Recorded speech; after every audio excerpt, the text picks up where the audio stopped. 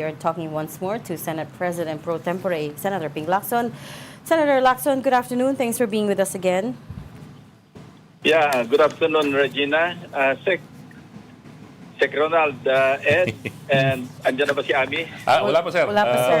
Naglalamihan Wala pa. Alright. Oo. Good afternoon, Senator. Good afternoon, Sec. Okay, what are we talking about? I guess yung Minority hearing, report. Yeah. Minority The report, Minority report. Blue Ribbon Committee hearing, but napanood namin yung Blue Ribbon Committee hearing on Monday, Senator, and your frustration is very apparent. Talaga? Umabot na sa, I mean, I watched your opening statement where you ended by saying, shut the, bleep up. What got you to this point? Why are you so angry and so frustrated now? Yeah, out of frustration kasi we're all members of the Blue Ribbon Committee. If they have some issues to raise, they should raise it during the committee hearing. After all, everybody is contributing, Kaya nga tayo umabot sa punto na there are cases filed already, there are cases undergoing preliminary investigation, merong papailan pa. Kaya tayo umabot sa ganito, hindi naman sa pagmamalaki, largely because of the contribution ng Senate Blue Ribbon Committee. Pagkatapos i-undermine yung integrity by saying so many things, so many bad things about the committee, parang unfair naman. Not only to me, lalo na sa mga ibang members na who have been actively participating. Ang dami lang na-unearth eh. I'm not claiming credit for what is happening, but at least the whole committee, the entire Senate, kasi after all, ang membership ng Blue Ribbon, 17 plus 3 ex officio. So practically, that's the whole Senate.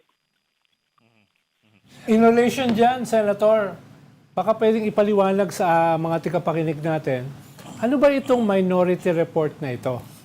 No? Ano bang ibig sabihin yan? No? Dahil marami hindi alam kung anong minority report na yan. Okay, ang background pagka ang legislation, nagsisimula ito sa first reading, may magpapile muna ng bill. Pagkatapos babasahin ito, ang tawag doon first reading. I-refer sa committee, magkakaroon ng committee hearings, pagkatapos gagawa ng committee report, i-report out sa floor, magkakaroon ng deliberation o interpellation and amendments, committee amendments, then individual amendments. Tapos, kung ito'y resolution, hindi ito bill, i-adapt yung committee report ng plenaryo.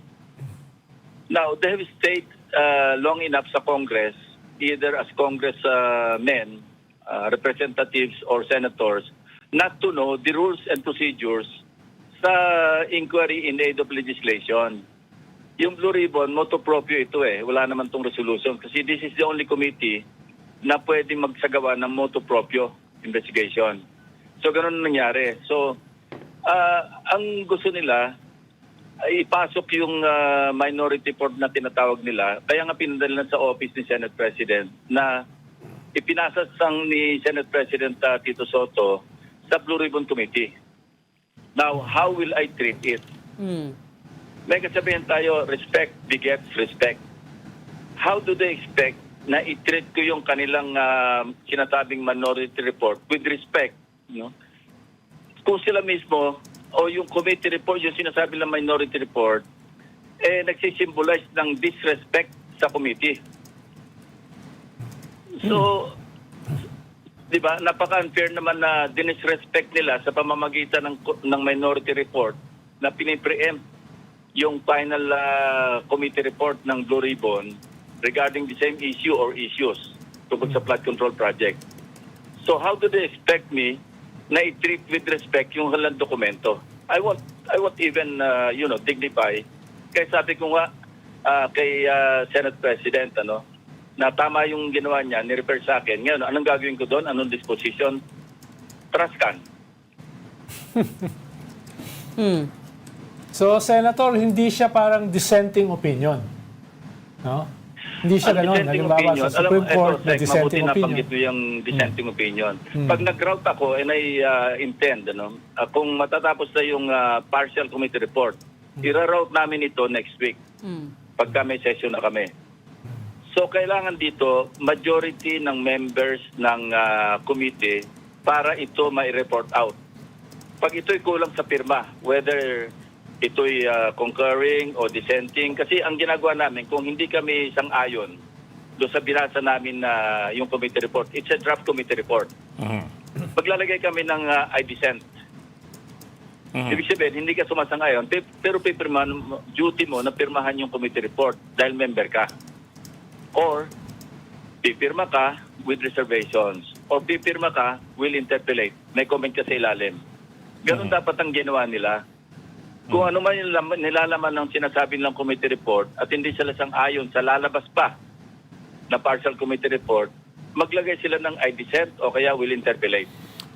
Pero sir, it cannot... Ganun, kasi- yes, sir. Go ahead, Yeah. sir. Iisa lang naman ang Blue Ribbon Committee, hindi dalawa eh. Ang sinabi ko nga kay Senate President, alam mo, delikado ito. This may set a bad precedent na ina-undermine yung integrity ng Senado as an institution. Ano ba? Dalawa ba ang Senate natin? Dalawa ba ang ating Blue Ribbon Committee? Masamang President yan, ha? Baka maging, pagka ito pinabayaan natin, lalabas yan sa mga susunod na mga panahon. Laging merong dalawang report na lalabas sa isang committee lang. Merong minority, merong majority, merong final. Hindi yan katanggap-tanggap. And alam mo, rules ang sinasabi natin dito, ang i-invoke natin dito, rules of the Senate. Kaya nga kami merong libro eh. Yun ang aming Bible na susundan namin. Yes, sir. Pero sir, it cannot be a dissenting opinion or report yet because you don't have your report yet, I suppose, di ba?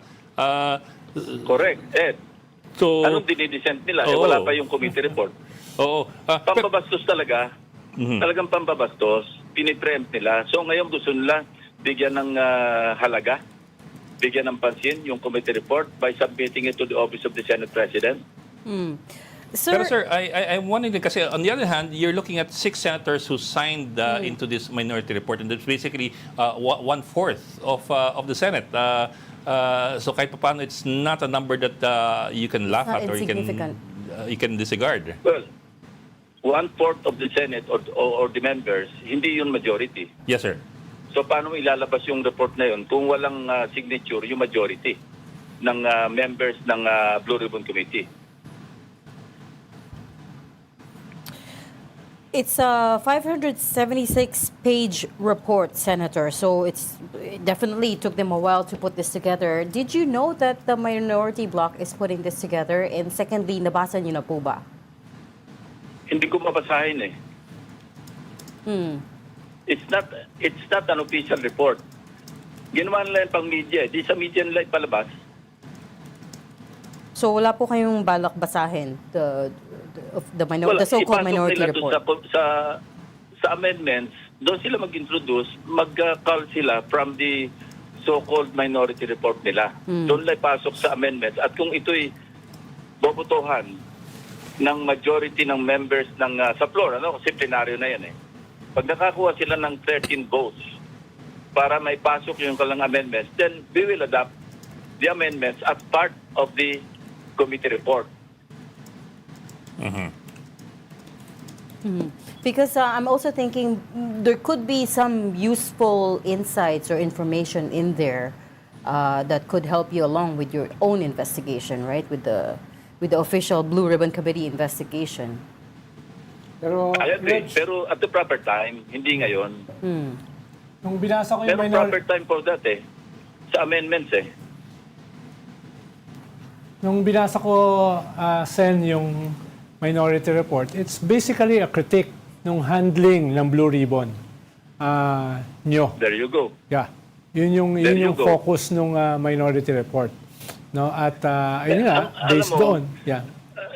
Sec Ronald, isa lang conclusion dito, may mga bitter eh.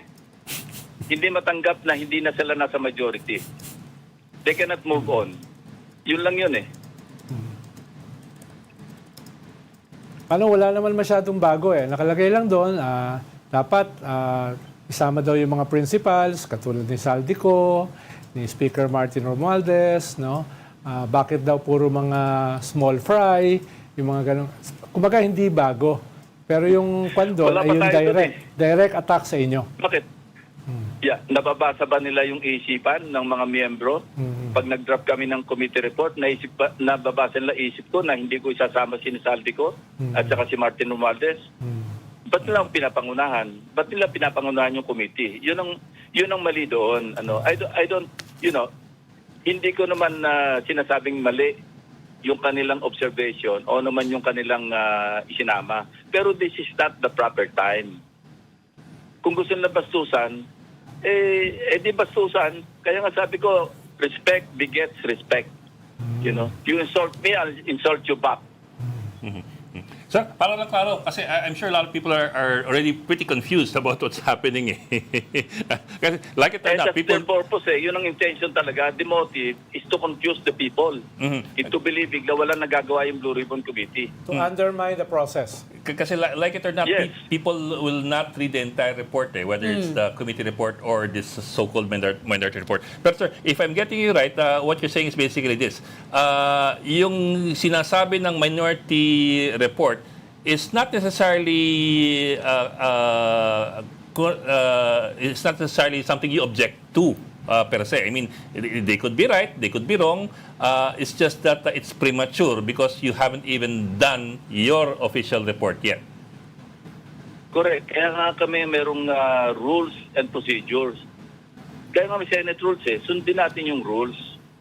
Huwag kayong mambastos na pinipreempt nyo yung committee. Ine-elect nga yung mga committee members Ine-elect yung chairman. O tapos ngayon maglalabas ka ng sinasabi mong committee report na wala pa naman yung report. Anong pinagbasihan mo? Hindi pa para lang mang-confuse, para lang manggulo, para lang ipamuka na mali yung ginagawa namin, na hindi pa naman kami tapos.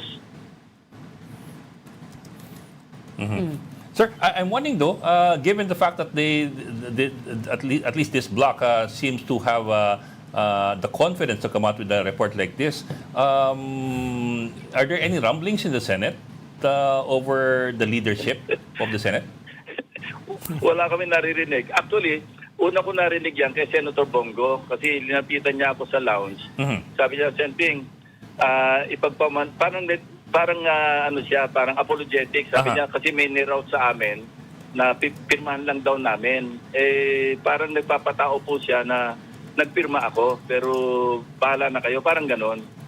So noon pa alam ko na meron silang binuo na minority. Ewan ko kung anong tawag. Basta't meron na silang niraroute noon. Which is, downright wrong. So parang tumimbre sa inyo si Bongo. And irregular. At least, parang tumimbre. nagsasabi siya. Parang tumimbre siya na pasensya na kasi niroute sa amin, pirmahan lang daw namin, nakapirma ako. Kaya parang intindihin nyo na lang. Sabi ko, kasi minority ka naman, pero I don't know what he was talking about at that time na merong niraroute. Akala ko niraroute, change of leadership Yung isa sa main recommendation kasi nila, Senping, dun sa minority report ay yung immediate, speedy, and impartial investigation, based on evidence. That's a mouthful, no? Ibig sabihin, sinasabi nila, ang bagal, bias, partial, at kulang sa ebidensya. Yun yung kanilang nakasulat doon sa recommendation nila. Yun nga masama, preemptive nga Yun nga masama, bastusan nga Kasi wala pa nga yung committee report na tinuusgan mo na what are they judging? Wala nga yung committee report. Bakit piniprejudge mo na mabagal, hindi impartial? Di ba kabastusan yun? Ayun, labag sa kagandahang asal. Aside from advising them to read the rules of the Senate, again, palagi ko mag-review sila ng GMRC. Good manners and right conduct. Ang hinahanap ko, Reg, tsaka Ed, yung dun sa minority report, yung recommendation na yung hindi naman testigo, huwag magsuot ng mask na dilaw. Balaklava. Sabi nga, parang Teletubbies Telebabis. Tawa ko lang, tawa lang. Sir, yung anim po naman dun sa so-called minority report, how many of them have been active in the past Blue Ribbon Committee hearings, whether it was under you or under Senator Marcoleta po? Ang natatandaan ko na aktibong nag-a-attend si Senator Marcoleta. Senator Bato. Minsan si Senator Padilla. Naka-attend din dun si Senator Jinggoy, Senator Joel. Yan ang mga natatandaan ko na nag-attend.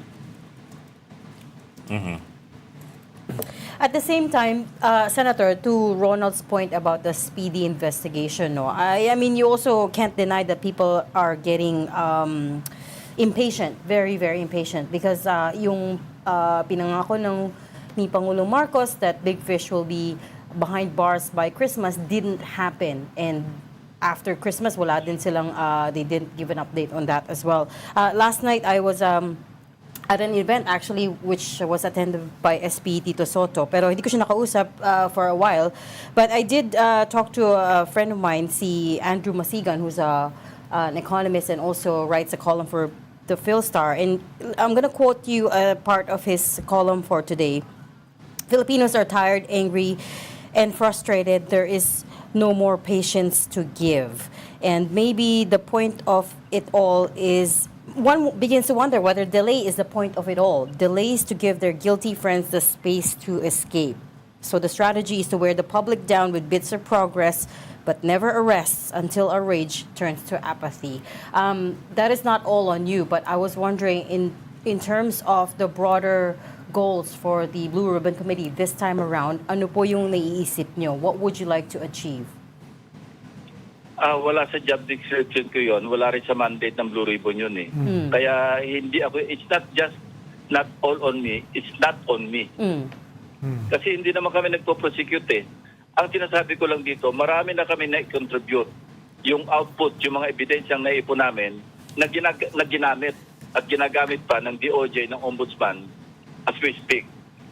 At nakarating na sa korte yung iba. Yun ang sinasabi ko. Pero yung para maisisi sa amin, sa Blue Ribbon Committee, na mabagal yung pagpapakulong, wala sa job description namin yun na Regina eh. Hindi mandate. Ang sa amin, in aid of legislation. And may mga nabubuo na nga kaming pieces of legislation na pwede namin i-incorporate doon sa committee report.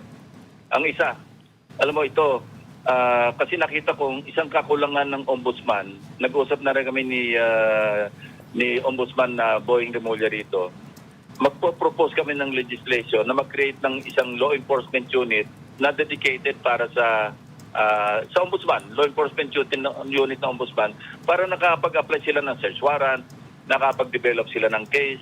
Kasi yung kanilang fact-finding team, pagka merong halimbawang nag-file, anonymous letter man yan o formal complaint, di ba dinadaan muna nila sa fact-finding investigation? Hindi naman makapag-file ng search warrant yun. Hindi naman ito, nakapag-supi na nga sila, wala naman silang contempt power. So, pwedeng i-close yun na meron nabigyan ng parang sa NBI at saka ng CIDG, meron silang supi na power, ika nga, no? Pati law enforcement. Ang isang tinitingnan nga namin, baka lang magka-problema sa Supreme Court kung mabibigyan sila ng contempt power. Kasi korte lang yan, at saka of course Senate, yung Congress. Baka magkaroon ng, pero susubukan namin para naming mabuti sa mga constitutionalist. Magtatanong kami sa mga retired na mga Supreme Court justices kung ubra ba ipasok na magkaroon ng contempt power yung ombudsman. Ito yung naisip namin mga legislation. Pero para kami yung sisihin na kukunti yung napakulong, parang wala naman sa job description namin yun eh. In aid of legislation kami. Makapag-recommenda kami kung sino yung pwedeng isama sa prosecution. At yan ang nangyari eh. Saan ba nagsimula lahat ito? Sa Bulacan, di ba? At kaya nga, nasa Witness Protection Program na sina Alcantara, Bernardo, saan ba sila nanggaling lahat? Sa Blue Ribbon Committee hearings eh. Saan ba nanggaling yung mga ghost project? Yung iba nga, sa privilege speech ko pa nakuha eh.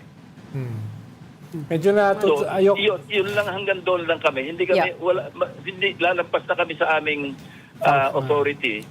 No, mag-aabuso na kami kung pati yung prosecution papakialaman namin. So para i-attribute sa amin yung kakulangan na hindi nakapagpakulong bago magpasko, unfair naman siguro sa Blue Ribbon Committee yun. I think that's also a function of there's no other institution, it seems, at this point that's capable to see this investigation through. Kasi there was a time, I remember, nung ICI, everybody pinned their hopes on the ICI, and then here we are, isa na lang yung commissioner ng ICI, right? Mukhang hindi pa pumapasok. Hindi ba? Hindi ko alam. But in any case, the ICI, never had any teeth to conduct a thorough investigation. So that's why the burden, rightfully or wrongly, fell on the Senate. Pero sir, I'm also curious as to, so you're working with the Ombudsman right now to see through the cases, to make sure they have good build-up of these cases to be able to prosecute. What do you do with all the contradicting testimonies? I mean, each time there's a Blue Ribbon Committee hearing, there's people making accusations, there's people flat out denying. At the last one, yung bagong witnesses, the alias, what was her name? Alias Joy and Alias Dalawang Mary, babae. pointed directly to Curly Discaya as the one who apparently was representing former Speaker Martin Romualdez at the house on 30 Tamarind Road. Pero dininay naman ni Curly. So what do you do in those instances? Okay, it's good you brought that up, ano. Alam mo, sa Philippines, under the Philippine jurisprudence, yung rule on evidence, yung positive identification far outweighs the denial. Why? Kasi affirmative yung positive identification eh. Yung denial, self-serving yun, saka negative yun eh. So maski umabot sa korte, pag positively identified ng witness ang isang suspect, halimbawa, mas binibigyan, proven na ito, nasa jurisprudence na natin ito, jurisprudence after jurisprudence, yan talaga yung paano, unless may mga qualification. Halimbawa, yung nag-positively identify, nasa madilim na lugar, yung ina-identify, pwede ma-question. Pero generally, as a general rule, kapag positively identified, halimbawa sa isang police lineup o sa korte, pina-identify, tinuro, mas binibigyan ng weight yung positive identification kesa sa denial ng ina-identify. That's one. Okay. Parang preview na rin sa pwedeng malaman ng committee report. I-review ko lang yung testimony ni Gutesa. Remember, kung totoo na yung recollection ko, na sa statement ni Gutesa, sinabi niya na kapag deliver siya sa 30 Tamarind Street, maski walang ang magko-corroborate doon, ito na nga yung bagong development. Ay sir, I think that's the McKinley. Yes, kasi nabanggit na yung 30 Tamarind, ina-attribute nga ito, di ba? Ina-identify kay dating Speaker Romualdez. Kung may statement, kung kasama sa statement ni Gutesa na nag-deliver siya sa 30 Tamarind Street, I will have to review the record, the transcript, ano? Sir, That hindi says a lot, ano? hindi yata yung 30 Tamarind Road house. It's Yes, sir, he the was- Hindi, kaya nga McKinley- sabi ko, re-reviewin ko eh. May Gutesa. nagsabi rin sa akin na nabanggit yung 30 Tamarind. I will have to review that. I will have to review the transcript.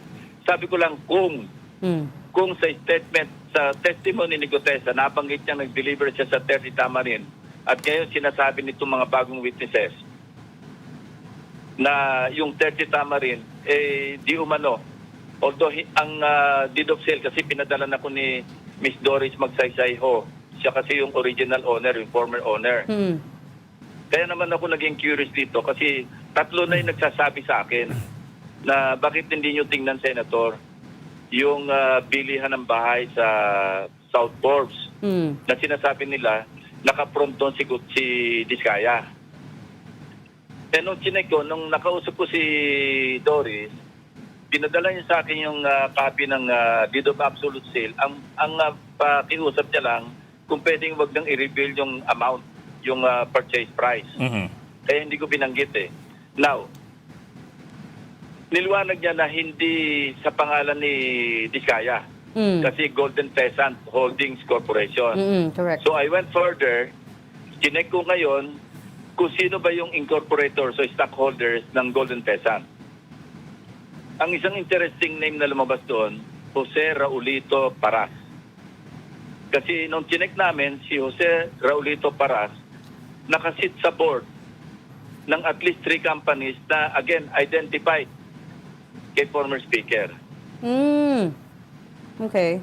So yun ang link, kaya nga ang unang yung sa curiosity, kung naka-front si Diskaya as the buyer, mas lalong mabigat yun. Kasi sinabi ni former speaker, hindi niya kilala si Diskaya. Sabi ni Diskaya, hindi niya pa nakikita si speaker except on one occasion, sabi niya sa pagdinig eh. Pero hindi ganun ang lumabas. So we dug further kung sino si Paras, yun ang link ngayon. Yun ang titingnan natin kasi baka sa susunod na pagdinig, pwede namin ipatawag si Attorney Paras. Kasi kung sasabihin niya, hindi, akin talaga yan. Sa Golden Peasant talaga yan. At siya naman yung major stockholder, if I am not mistaken, parang more than 90%. Yung iba nominal eh. Mga nominal stockholders yung iba eh. Siya talaga yung major. Parang dominant na stockholder. So pwedeng tanungin, alam mo, manganganak ng issue to, pwede pumasok ang BIR, paano ko bumili ng ganyang kamahal na bahay kung ganito lang yung kapasidad mo para bumili. Kawing-kawing na ito. Pero siya sabi ko, we go where the evidence leads us. Paulit-ulit ako rito parang sirang plaka. Hindi kami sumatarget ng any particular person. Much less si Speaker Romualdez. Pero hindi rin kami magko-cover up ng maski kanino. Kaya nga tinamaan yung mga ibang kasama namin. Kala nyo ba hindi masakit sa loob ko na si Senator Bong Revilla, nakasamahan ko dati? Kala nyo ba hindi masakit sa loob namin na sina Joel Villanueva, sina Jingo Estrada, at yung mga ibang nababanggit, makakasuhan? Masakit sa amin yun. Pero ano magagawa ko? Yun ang lumabas sa ebidensya. Para pagtakpan naman namin yung ibang mga personalities. Huwag na lang tayo mag-imbestiga. In relation dyan, Senator, anong status ngayon ni Gutesa? Parang... At large. Oo, Missing. so walang information tungkol sa kanya. Pinadala namin siya ng show cause order kasi sinumpi na namin siya nung Lunes, hindi siya dumating. So pag hindi siya nagsabit ng show cause order o kung nagsabit man siya at hindi satisfactory sa pananaw ng sa analysis ng mga miyembro, pa-issue namin siya ng warrant. Along with Saldico. At yun din ang isang nakita namin paraan, kasi hindi umubra yung extradition kasi wala tayong extradition treaty with Portugal. Ang meron tayong extradition treaty, ang pinakamalapit, Spain. 2004, I think. Pero, maski merong tinag-aralan ko rin to, maski merong multilateral agreement among the European nation countries, pag external, hindi sa loob, hindi internal do sa EU, ang nagre-request para ipadala yung isang fugitive. Hindi layo honor. Kasi halimbawa, ang requesting party, Pilipinas. So idadaan natin sa EU o kaya sa Spain. Magre-request yung Spain sa Portugal, ipadala nyo rito para ma-extradite namin. Hindi layo honor. Ang agreement nila is internal among themselves. Kung ang Spain mismo ang nagre-request dahil may kaso sa Spain, yung tao, o maski anong member ng EU, ipapadala nila. Ang isang route na nakikita namin ngayon, kung ma-issue namin siya ng legislative warrant, pwede namin idaan through the IPU. Kasi ang Pilipinas, member ng Interparliamentary Union. Nag-a-attend nga kami dyan eh. Yung Portugal, member din ng IPU. Baka pwedeng through the IPU, pwede naming ipakiusap na i-deport dahil meron namang red notice list, nasa red notice list ng Interpol si Saldico. Kaya lahat ng paraan, kaya yung pagkaano sa amin na pinoprotektahan kami, that's really too unfair. Because we're going the extra mile para makatulong sa investigation ng Executive Department o ng Ombudsman. Kaya wag nila akong pagbibintangan na pinagtatakpan. Napaka-unfair noon. Hindi lang sa akin, pati sa mga ibang members. Nakakatawa nga, Senator, dahil nakalagay doon sa minority report ay failing to summon personalities like Saldico. No. In-invite na namin, kaya nga subpoena na pinadala namin. At ang pinadalan din namin ng show cause order. At pag hindi nakapagpadala ng explanation o magpadala man at hindi satisfactory, pa-issue namin siya ng legislative warrant. So bakit nila pinangungunahan yung, again, another point, bakit nila pinangungunahan yung aming ginagawa? Sasabihin lang na parang failing o hesitating o whatever word they're using. Yun ang sinasabi ko, unfair. Huwag nilang pangunahan. Bastusan yun. Sir, what about Guteza? Guteza was brought to the Senate Blue Ribbon before by... Yes, kaya nga sabi ko, Marcoleta. Senator part Marcoleta. ng record ang kanyang testimony because sinumpaan niya sa Blue Ribbon Committee yung kanyang salaysay. Kaya nga yeah. nasa konsiderasyon ng committee yun. Unlike sa DOJ, sa Ombudsman, hindi siya sumipot doon eh. Kaya hindi magagamit, walang evidentiary value yung kanyang sinumpang salaysay as far as DOJ Yes, sir. and Ombudsman are concerned. Pero sa Senate Blue Ribbon Committee, may saysay yung kanyang sinumpang salaysay, yung kanyang testimonya. Dangan nga lang, nagkakami ng corroborating documents o testimony para ma-buttress yung kanyang salaysay sa amin. Kasi kung stand-alone, paano namin titreat yun? Yes, sir. Pero sir, I'm wondering kung wala kayo natitimbrihan kay Gutesa where he is. I mean, given your network in the PMA and in the security forces, wala kayong idea where he is or who's hiding him or if he's even still alive? Wala. Unfortunately, zero. Wala kaming information.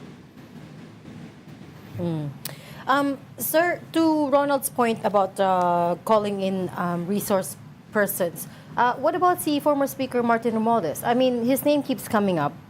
And you have this situation, coming back to the new testimonies by the new witnesses, alias Marie and alias Joy, who said that yun nga, yung 30 Tamarind Road was sold to Congressman Romualdez. He could shed light they on all didn't of say that. that. They didn't say that. Ay, hindi. Yes, Wala that, silang knowledge doon. that their Ang knowledge lang nila, tenant. nakita nila si Diskaya, Diskaya. na pinapalaya sila doon. Correct. Yes, sorry. Kasi nung mapanood doon nila sa TV si Diskaya, sinabi niya kay Mr. Rico Ocampo, Sir, ito yung nagpapalaya sa amin eh. Kasi at that time, si Rico Ocampo, kaya hindi ko rin in-invite, he was in the States. Ang nando sa bahay, yung dalawang staffers niya, members ng staff niya. So sila yung nakakita mismo ni Diskaya. Kaya nga sinigurado ko pa, ang sinabi ko sa staff ko, dahil nung lumabas na yung sinabi nilang napanood sa TV, sabi ko, siguraduhin muna natin, magpadala uli kayo ng video clip, pati may voice clip ni Diskaya, para kasi nakausap nila, baka maalala nila yung boses. Kasi maingat ako dyan eh, mamaya inimbata namin. Pagkatapos hindi na ma-identify o alanganin sila, edi iyon naman ang babanatan ng mga kritiko. So sabi ko, bago sila dumating, bago sila pumunta sa Senado, padalan na muna ninyo ng video clip na merong voice. Kinonfirm naman nila, yan, sigurado kami. Yeah. So Oo. tinuloy namin yung invitation. So correct, yung bagong witnesses were only testifying as far as Curly Diskaya is concerned. But is there any plan at all to call in Congressman Romualdez?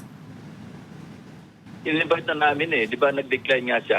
We can only do so much dahil nga sa time-honored tradition between the Parliamentary two courtesy. houses. Oo. Pag ayaw mag-attend, alam nga naman per se namin yun. Kung gawin din sa amin yun.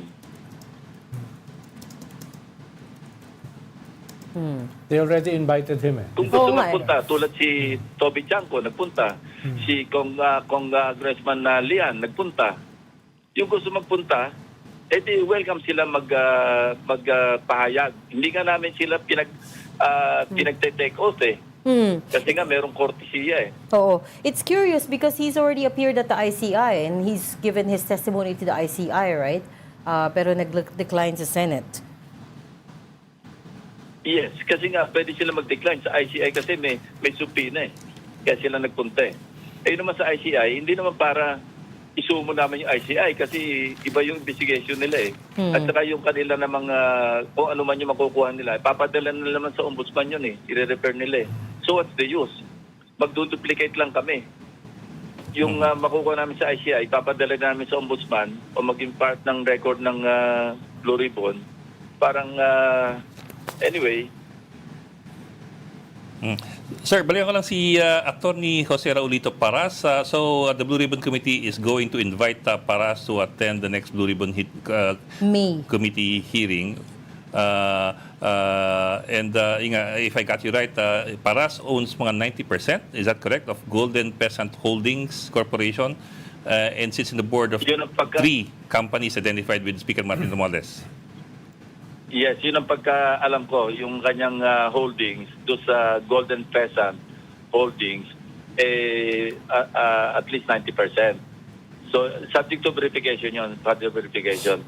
Pero yung nag-sit siya sa board ng 3 kumpanya na attributed and identified kay Speaker, established yun, na-check na namin, but we have to formalize it by inviting a representative from the Securities and Exchange Commission. Ang nakita ko pa nga doon, yung isang kumpanya, naging treasurer pa siya from 2018 to 2023. Sir, can you name these companies, these 3? Hindi ko na maalala, pero anyway, nandun naman sa record yan eh. Kaya nga gusto namin isumon yung representative ng SEC, si Raulito Paras, para mas maliwanagan natin. Hindi ko naman sila ma-invite noon kasi wala pang basis eh. Hindi pa nga nagte-testify yung 2 members ng staff eh. Wala pang link eh. Okay. Yeah. In relation do sa minority report, Sen, meron ba kayo nanonotice na discomfort? Lagi dun mo sa... pinapainit ang ulo ko Laging binabagit mo minority report. Hindi, natawa lang kasi ako dun sa... Heckler siya, Sige. sir. Okay Natawa lang lang. kasi ako, Nagbibiro lang Senator, ako. dahil binasa Nagbibiro ko lang ng ako. 2 beses yung minority report. Medyo may Nagbibiro lang ako, pagka-self-righteous. teka. Hindi ako Oo. serious. May pagka-self-righteous yung tono. Ang alam ko, based dun sa testimony ng inyong mga witnesses na kinuha ng DOJ sa kanilang witness protection at saka even state witness, karamihan dun sa nalilink dito ay member ng minority.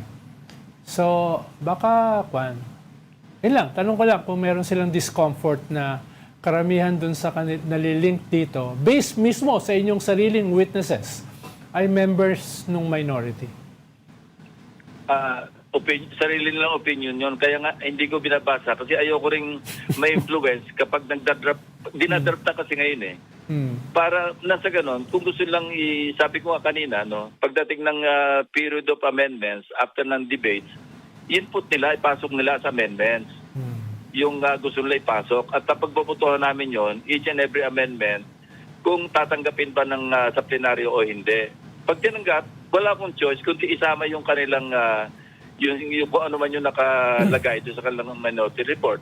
Pero pagka hindi tinanggap ng majority, meaning 13 members, sorry na lang sila. Yun ang yun ang rules yun ang procedure sundin natin. Fair enough. Okay, we'll leave that there. We're running out of time, but thank you so much for talking to us and explaining all of that. Senate President Pro Tempore and Blue Ribbon Committee Chair, Senator Ping Lacson. Salamat, sir. Thank you, sir. Salamat, Sen. Yeah.